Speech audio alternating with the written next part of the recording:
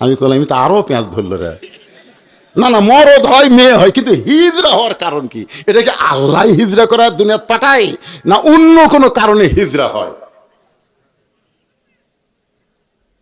তখন আমি চিন্তা করলাম ভাই আগে মাটি দেওয়া হোক, তো তারপরে চিন্তা করবো কি পাওয়া যায়। পরে পাওয়া গেল ওই বাইহেকি শরীফের 119 পৃষ্ঠায় আল্লাহ রাসূল বলতেছেন, স্বামী স্ত্রী যদি স্ত্রীর হায়েজ হয়, মাসিক হয়, ওই সময় যদি স্বামী জোর করে স্ত্রীকে সহবাস করে, ওই মাসিক অবস্থায় যদি কোনো সন্তান পেটে আসে, ওই সন্তানই হিজরা হয়ে জন্ম নেয়। বুঝতে পারছেন? পারছেন? বোঝেননি? আপনারা বলেন তো, রেড সিগন্যাল দিলে আর বইয়ের কাছে যাওয়া যাবে? কথা বল না কেন, যাওয়া যাবে। কিন্তু এক শালা থাকে মালয়েশিয়া, ওই আশাই দেখে বইয়ের রেড সিগন্যাল, ওই 2 বছর পরে চলে রেড সিগন্যাল মানে ওই পাড়ে ফেলে দেয়, বউকে না না না করা জোর করে। ওই অবস্থায় যদি কোনো বাচ্চা পেটে আসে, ওই বাচ্চাটা হিজড়া হয়। ধরে কোন কি হয়? দুটা জিনিস পালেন কি মন খারাপ করলে? মেয়ে মানুষ স্বামী কাছে মালয়েশিয়া, বউ থুয়া, বউ একটা ভিডিও মোবাইল নিয়ে কি করতে ভাই, হায় হায়, ওয়াজ করা লাগবে না? যেই কথা আপনাদের সামনে উপস্থাপন করতে যে একটু মনোযোগ দিয়ে শোনেন। আমার 3 নম্বর চাওয়া হলো, ফাতেমা বলতেছে আমার 3 নম্বর চাওয়া হলো, আমার লাশটা খাটনিতে তুলবেন না, কারণ 4 জন ব্যক্তি খাটনি কান্দে নিবে, এমন 4 জন মানুষ আমার দুনিয়াতে নাই। এই পিছনে ওঠা বসা শুরু হলো কেন? না আপনারা যদি ওঠা বসা করেন আমি মনোজাত করবো। কিসের চালায় কেন, উঠবে কেন রে? যারা উঠে গেছে ফাঁকা জায়গাটা আপনাকে পুরো করে বসেন, তো যান পুরো করে বসেন। জোর করে আমি আপনাদের ওয়াজ শোনাবো না, কিন্তু যে কথাটা ধরছি, জহুরা মানে কি আমার মাইদের শোনান লাগবে। মেয়ে মানুষ হুড়াহুড়ি করে এক পাড়াত করে আর এক পাড়াত থেকে শোনা যায়, জোরে করে কথা ঠিক কিনা? সব কটা মেয়ে মানুষ স্বামী কাছে মালয়েশিয়া, বউ থুয়া, বউ একটা ভিডিও মোবাইল নিয়ে কি করতে ভাই, হায় হায়, ওয়াজ করা লাগবে না? পর কি আছে হারে বাড়তিছে ভাই কাছে মালয়েশিয়া, এখন বেওরা হচ্ছে। ভাবি মনে হয় আপনার বিয়ে হয়নি ভাবি, সে ওয়াজ শোনা লাগবে না? জহুরা মানে আজকে ক্লিয়ার করে আপনাদের সামনে দিব। আমার মায়েরা বসে আছেন, মনোযোগ দিয়ে শোনেন। একটা মেয়ে মানুষ নড়াচড়া করতেছে না, আর মরদ মানুষ উঠবেন কেন?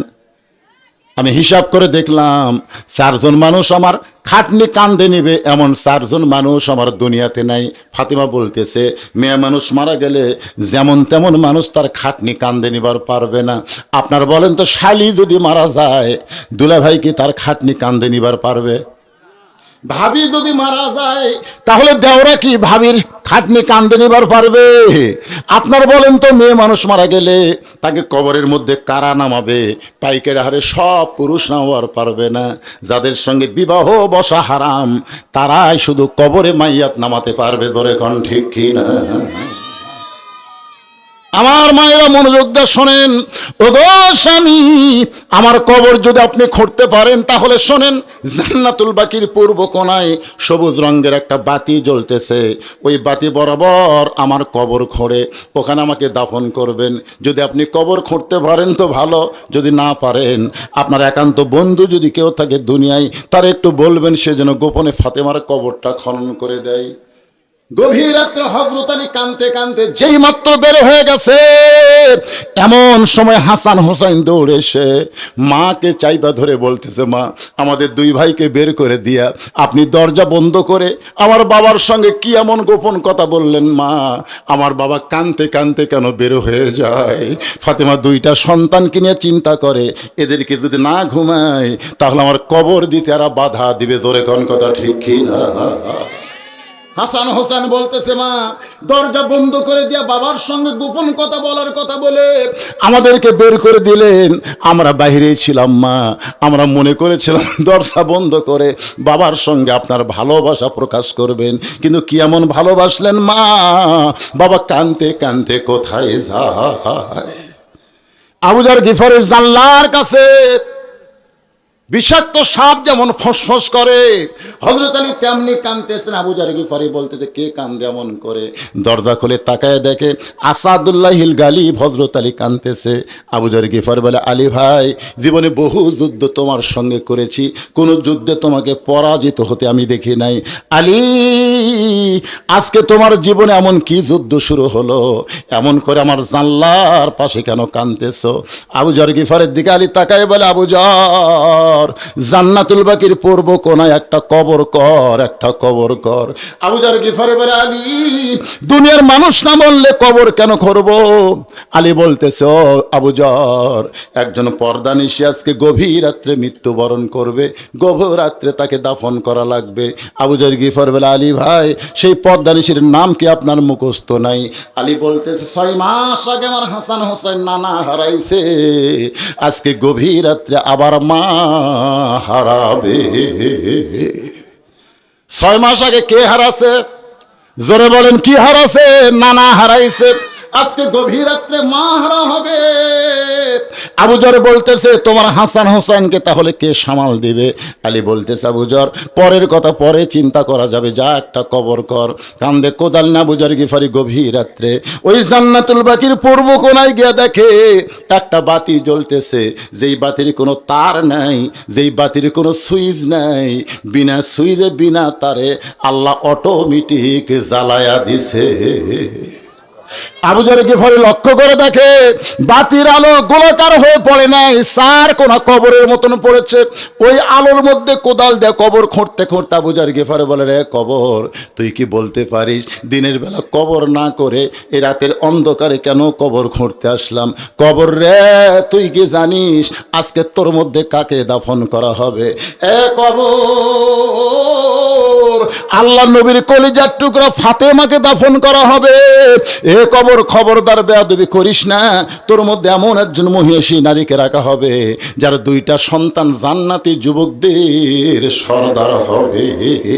রে কবর, বেয়াদবি করিস না, এমন একজন স্বামীর বউ, যেই স্বামী আসাদুল্লাহিল গালিব ফাতেমা তার বিবি, কবরদার, কবর বেয়াদবি করিস না, বেয়াদবি করিস না।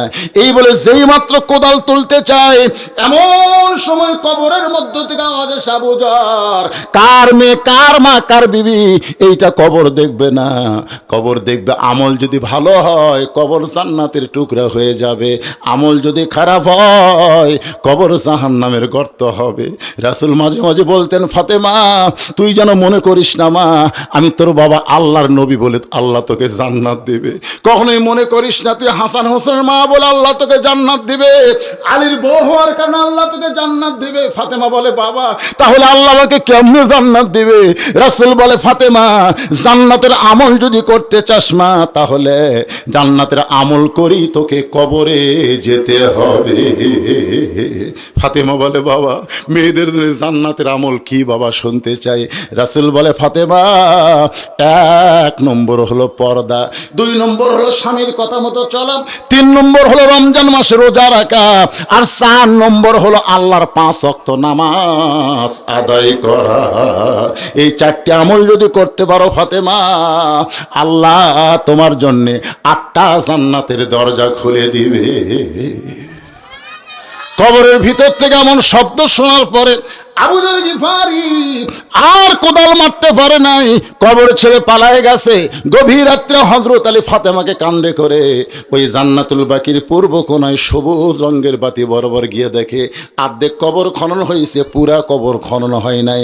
আপনারা বলেন তো, আমরা পুরুষ মানুষকে কবর দেই, নাভি পর্যন্ত খুনলেই কিন্তু কবর হয়ে যায়, কিন্তু মেয়েদেরকে যদি কবর দেই তাহলে কিন্তু নাভি পর্যন্ত খুনলে হবে না, এটা ছাতি পর্যন্ত, বুক পর্যন্ত খোঁড়া লাগবে। ধরে কোন ঠিক কি না? আচ্ছা, আপনাকে এলাকায় মেয়ে মানুষের কবর আপনারা দেখেননি? কোন পর্যন্ত? বুক পর্যন্ত, আর পুরুষের হলো নাভি পর্যন্ত। মেয়ে মানুষ মারা গেলে কয় কাপড়? আর পুরুষ মানুষ হিজড়া। হ্যাঁ, আপনাকে রানীনগর কোন হিজড়া মরেনি? না না, আপনাকে আপনার আজ পর্যন্ত এখানে যত লোক বসে আছেন একটা হিজড়া মরাকে আপনারা দেখেননি? না দেখলে বলবেন দেখিনি, তার মানে হিজড়াটা মরতেছে না। আমাদের কাহালুতে এক হিজড়া মরছিল, বুঝলেন?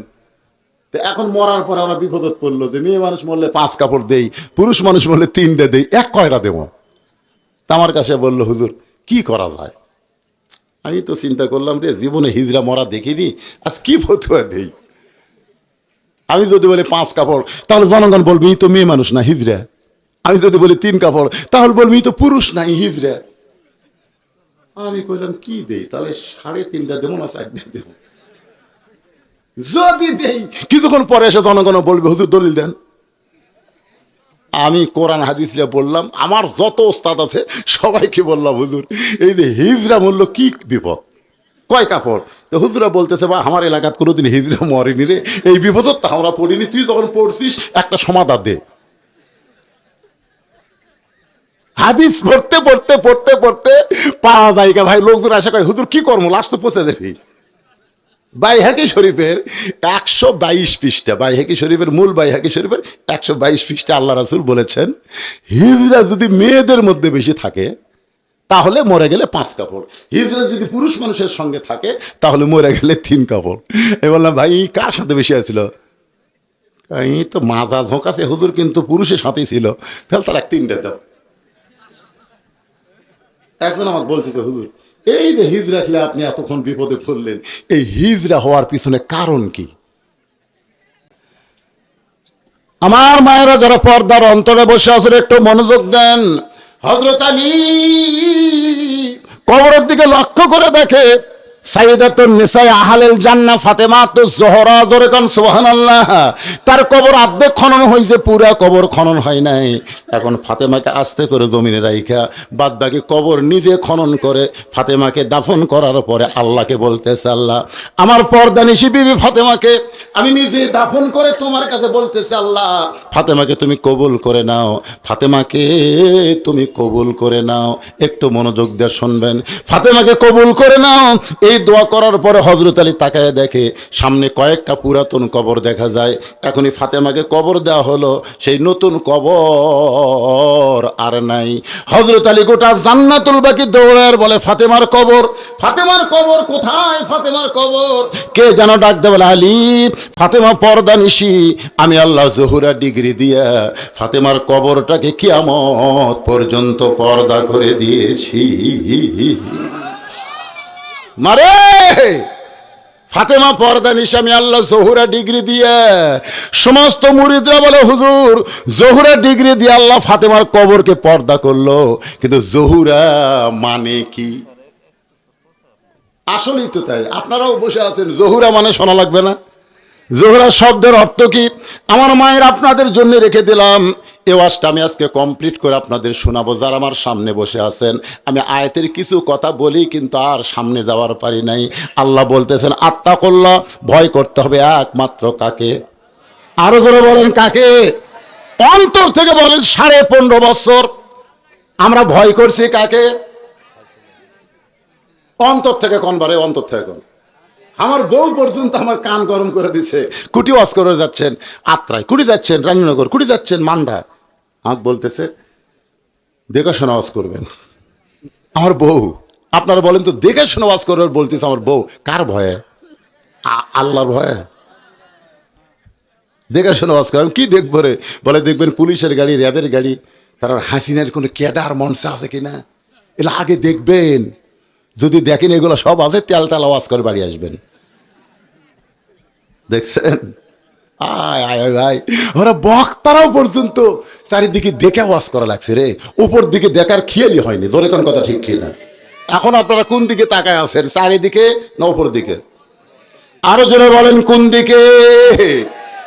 উপর দিকে তাকায় থাকবেন। আত্তাকুল্লাহ, ভয় করতে হবে আল্লাহর, হক্ক তুকাতি, শুধু ভয় করলে হবে না, নিয়ম মতো ভয় করা লাগবে। বুড়ি হসে, বুড়ি এখন বোরকা পরে ঘরে, কে দাদি বোরকা পরছেন কেন? কয় মরা লাগবি ভাই, মরা লাগবি ভাই। আপনারা বলেন তো বোরকা কি বুড়ির জন্যে না সব সময়ের জন্যে? কথা কন না কেন? কিন্তু ওই বুড়ির এক নাতনি ওই আর বোরকা পরেনি। আপনারা বলেন রাস্তার যে ছেলেরা মিস কল মারতেছে, এই যে মোবাইল নিয়ে ঘুরতেছে, যতই ওয়াজ করেন ভাইজান, নামাজ যদি না থাকে একটা যুবকও বিশ্বাস করবে না। কেউ না দেখলো আল্লাহ দেখতেছে, কেউ না লিখলো ফেরেশতা লিখতেছে, এটা বিশ্বাস করবে না। ওরা দরজা জানলা বন্ধ করে মনে করি বাপ মা ঘুমাচ্ছে, এখন অশ্লীল ভিডিও দেখি, কে জানবি রে? আপনি যখন অশ্লীল ভিডিও দেখবে যুবক, তখন তোমার কান্দের ফেরেশতা কি করবে? কথা কয় না, লিখবি। আল্লাহ কবি আল্লাহ হক ছুটি দাও আল্লাহ, এই শালা যে অকাম করতেছে আল্লাহ আর কি লেখমো? তোমার দুই কান্দে দুই মোহরি লিখিতেছেন ডায়েরি, দলিল দেখে রায় দিবে, টাকা পয়সার নাই কারবার। সবাই বলেন আছেন আমার, এই গানটা গাও, আমি তারপর আলোচনা শেষ করতেছি। আছেন আমার মুক্তার, আছেন আমার ব্যারিস্টার, সেই বিচারের হাইকোর্টেতে তিনি আমায় করবেন পার। আমি পাপী রাসূল জাবিন্দার। আল্লাহু আকবার। তারা মনে করতেছে যে হুজুরের হাতত কেমন স্লিপ দিল, আজকে শেষ। ও আজ শেষ না, আগামীকাল পর্যন্ত বাঁচার কোনো গ্যারান্টি আমার। তো আমি বাকি কথাগুলো বলবো ইনশাল্লাহ, কোনো টেনশন করেন না। তো চেয়ারম্যান সাহেব 20 বস্তা সিমেন্ট দান করেছে, যিনি আজকের মাহফিলের সভাপতি, উনি 20 বস্তা দিছে। প্রধান অতিথি কি দিছে? 20,000 টাকা দিছে। প্রধান অতিথি উনি 20,000 টাকা নগদ, 25,000 টাকা দান করেছে। সভাপতি এবং প্রধান অতিথির দানকে আল্লাহ কবুল করুক, জোরে কোন আমিন। এ ভাই এই লড়াচড়া না, উঠবেন না, উঠলি প্যারালাইসিস, লাভ নাই। আপনি উঠে বাড়ি যাওয়ার পারবেন না, হাসপাতাল যাওয়া লাগবে, পারবেন না ভাই রে। আমি সেদিন ছাত্রা ওয়াজ করছি, ছাত্রা নাম শুনছেন? ছাত্রা 3 দিন ব্যাপী তাফসীর মাহফিল। আমার ওয়াজ শুনে আসার সময় এক ছেলে অ্যাক্সিডেন্ট করে মারা গেছে। ওয়াজ শুনে বাড়ির দিকে যাচ্ছে, সবাইকে বলতেছে ভাই হুজুরের মোনাজাত করতে পারলাম না, তাড়াতাড়ি বাড়ির যাই। দেখা গেল বাড়ির যাওয়ার পারেনি, মারা গেছে। সামান্য সময় আমাদের ধৈর্য আল্লাহ দেয় না, অথচ আল্লাহ বলেছে ইন্নাল্লাহা মা'আস সাবিরিন, ধৈর্যশীলদের সংখ্যা আছে। কথা বলেন। আমাকে বলেছে হুজুর বেশি কিছু লাগবে না, থাইয়ের কয়টা জানলা লাগবে? 4টা থাই জানলা লাগবে। এটা আপনারা দিবেন না তো? আপনারা তো দিবেন না, আপনার বাড়ির থেকে আইছেন তো। আপনার থাই জানলা কেনার জন্য 100 টাকা করে টাকা দিবার পারবেন না? এই বাহিরে যারা লোক আছেন, আমি একজন মুসাফির মানুষ, আমি একজন মাজুর মানুষ, অসুস্থ মানুষ, মাজলুম মানুষ, আপনাদের কাছে থাই জানলার জন্য 100-200 করে টাকা যাচ্ছে নগদ। আপনাদের মধ্যে কি এমন আল্লাহর বান্দা নাই যে হুজুর আমি থাই জানলার জন্য আল্লাহর ঘরে 100 টাকা দান করলাম? কোন ব্যক্তি পারেন? দৌড় আসেন তো দেখি। রুমাল্লা 10 টাকা দিবেন তো? রুমালের আদায় হয়নি?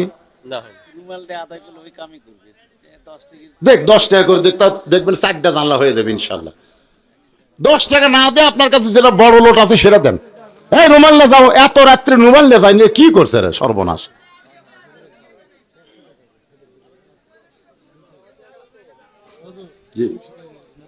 এর বলার সাথে সাথে আল্লাহর একজন বান্দা 200 টাকা করছে দান, আল্লাহ তার দানকে কবুল। কত আছে বাপজান?